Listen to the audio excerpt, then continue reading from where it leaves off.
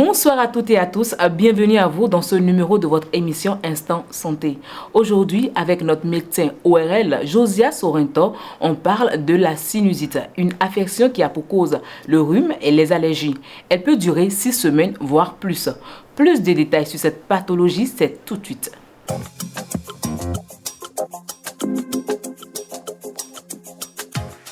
Docteur Sorrento, comment peut-on définir la sinusite?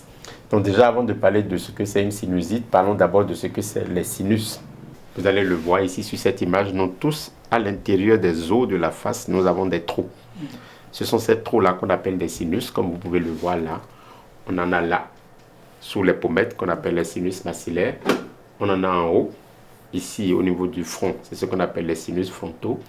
On en a autour des yeux, c'est ce qu'on appelle les sinus ethmoïdaux. Et on en a complètement au fond, à la base du crâne, qu'on appelle ici les sinus sphénoïdaux. Donc, depuis notre naissance, on commence d'abord à avoir les sinus ethmoïdaux et progressivement, en grandissant, les autres sinus s'installent. La première chose déjà, le fait que ces os sont des os creux, que ce n'est pas des os pleins, ça fait que notre tête n'est pas trop lourde. Ça permet aussi d'isoler le cerveau lorsque nous recevons un choc. Et surtout aussi lorsque nous respirons, l'air qui passe dans le nez passe aussi au travers de ces cavités pour être filtré, humidifié avant d'aller vers les poumons. Et une sinusite, c'est une inflammation ou une infection à l'intérieur de ces cavités sinusiennes. Comme vous pouvez le voir ici sur cette image, lorsqu'on a par exemple du liquide qui va s'accumuler à l'intérieur de ces cavités sinusiennes, lorsqu'il y a une inflammation, une infection à l'intérieur de ces cavités sinusiennes, c'est là qu'on parle de sinusite.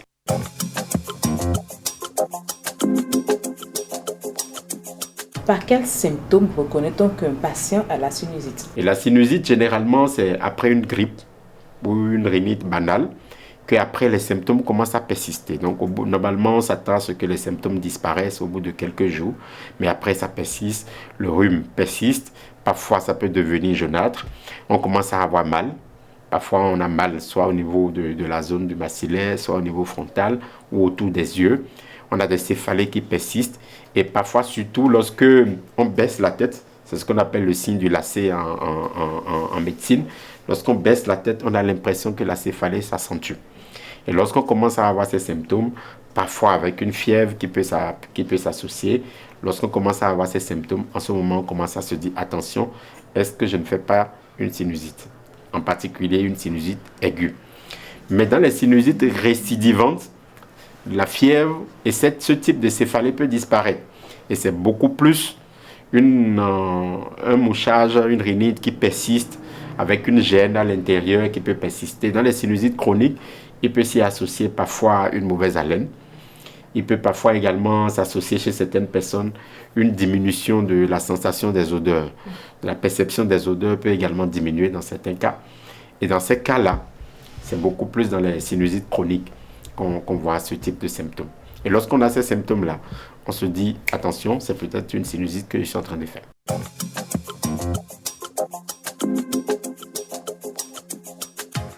Quel est le traitement pour venir à bout d'une sinusite? Le traitement des sinusites dépend dans une grande mesure de la cause. Lorsque je fais une grippe banale et que par la suite cette grippe évolue, s'infecte pour donner une sinusite, dans ces cas-là, la première chose, déjà, c'est de faire un bon lavage du nez. Comme vous avez vu, en lavant le nez, je vais profiter en même temps pour laver mes cavités sinusiennes. Un bon lavage du nez, un traitement antalgique, un médicament pour la fièvre. Et dans certains cas, on peut mettre un antibiotique. Et généralement, le problème est réglé. Mais par contre, lorsqu'il s'agit d'une sinusite récidivante ou lorsqu'il s'agit d'une sinusite chronique, il faut aller chercher la cause.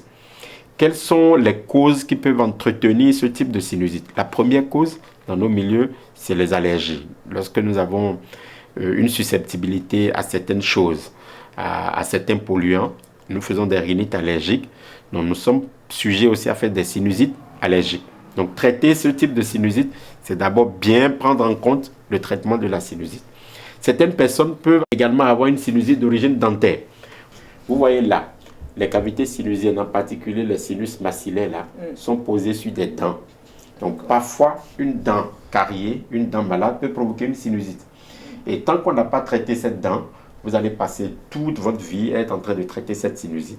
Il y a d'autres personnes qui peuvent avoir des anomalies structurelles. Par exemple ici, vous voyez, nous tous, nous avons ce qu'on appelle la cloison nasale qui permet de diviser le nez en deux. Chez certaines personnes, il arrive que cette cloison-là soit déviée. Et quand c'est dévié, la cloison bouche l'orifice d'abouchement des cavités sinusiennes et favorise la stase de sécrétion à l'intérieur des cavités sinusiennes. Et pour traiter ce type de sinusite, tant qu'on ne va pas redresser la cloison nasale, tout le temps la personne va faire des sinusites récidivantes. Dans d'autres cas, il arrive que les gemmes qui vont s'emprisonner à l'intérieur de ces cavités sinusiennes, ça peut être par exemple des champignons. Et là, les champignons, on peut mettre tous les médicaments, souvent on n'y arrive pas. Il faut aller opérer dans ces cas.